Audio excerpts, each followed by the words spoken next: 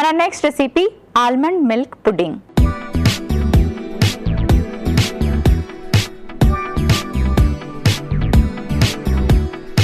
Almond milk pudding ఎలా prepare చేసుకోవాలో ఇప్పుడు చూద్దాం. సో పుడ్డింగ్స్ చాలా బాగుంటాయి, బయటకు వెళ్ళి తినే కన్నా మన ఇంట్లోనే హెల్దీగా పుడ్డింగ్ తయారు చేసుకోవచ్చు. అయితే దీనికి నేను బ్రౌన్ రైస్ని కుక్ చేసి గ్రైండ్ చేసి పేస్ట్ లాగా ప్రిపేర్ చేసుకున్నాను. దీంతో ఇప్పుడు పుడ్డింగ్ ప్రిపేర్ చేసుకోబోతున్నాను. సో దీనికి మనం ఏం చేయాలంటే ముందుగా కొంచెం బాదం పాలని బాయిల్ చేసుకుందాం.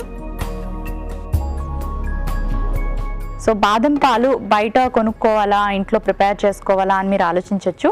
బాదంని నైట్ అంతా సోక్ చేసి మార్నింగ్ మిక్సీ పట్టి దాని నుంచి వచ్చే ఆ పాలు ఏవైతే ఉంటాయో అవే బాదం పాలు అన్నమాట. బయట కొనుక్కోవచ్చు, ఇంట్లో కూడా మీరు ప్రిపేర్ చేసుకోవచ్చు. సో అలాంటి బాదం పాలని ఇప్పుడు మనం ప్యాన్లో వేసుకుందాం. అలాగే బ్రౌన్ రైస్ పేస్ట్ ఏదైతే ఉందో ఇది కూడా కొంచెం యాడ్ చేసుకుందాం.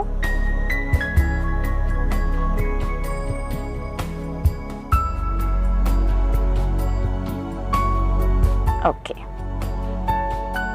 ఇందులో కొంచెం ఉప్పు కూడా వేసుకుంటున్నాను. చాలామంది పుడ్డింగ్ అంటే స్వీట్గా ఉండాలని షుగర్స్ యాడ్ చేసుకుంటారు, అదంతా మంచి హెల్దీ హ్యాబిట్ కాదు. కొంచెం ఉప్పు వేసుకుందాం.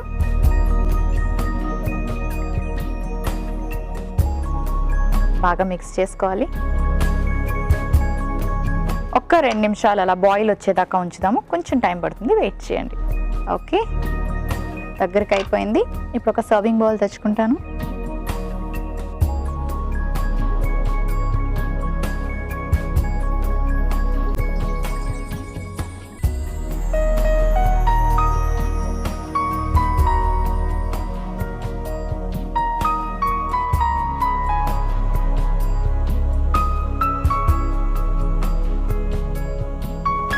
కాస్త నిమ్మరసం స్క్వీజ్ చేసుకుందాం.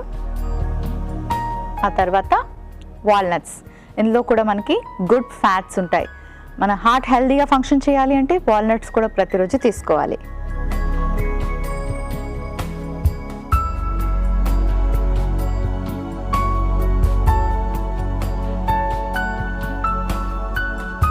ఆల్మండ్ మిల్క్ పుడ్డింగ్ రెడీ అయిపోయింది.